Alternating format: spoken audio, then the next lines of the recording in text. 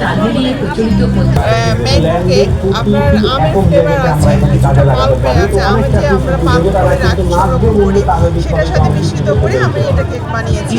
আর এই যে এইগুলো জাস্ট আমরা ডেকোরেশনের ফলে ডেকোরেশন করার জন্য।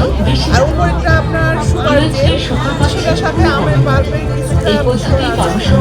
কিছুটা আমের অ্যাসেন্স আছে, এটা কম্বিনেশন এবং এটা তৈরি করা অর্থনীতিতে আমরা এখন মনে করেছিলাম সেখানেই দেখা যায় সেক্ষেত্রে আপনার বাদাম তাল মিলিয়ে প্রচলিত পদ্ধতির আম চাষ হয়েছে পরিবর্তে ব্লেন্ডারে আপনার পাল্পটা সুন্দর করে সেটা আপনার একটু চুলায় জাল দিয়ে রাখতে হবে। এটা সংরক্ষণ করতে বেশি গাছ বাড়তি খরচ বাড়তি ফ্লেভারটা নষ্ট হয়ে যায়।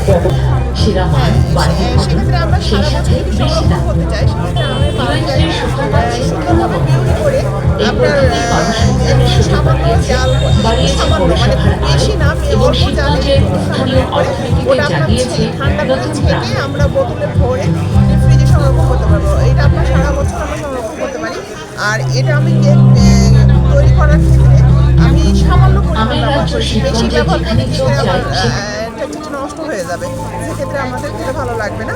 আমার কেকের আটার সাথে আপনার লিকুইড যে পরিমাণ দেওয়া লাগে সেই পরিমাণ অল্প একটু দিয়েছি।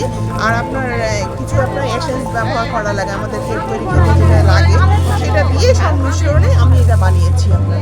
আর সেপটা চেষ্টা করেছি।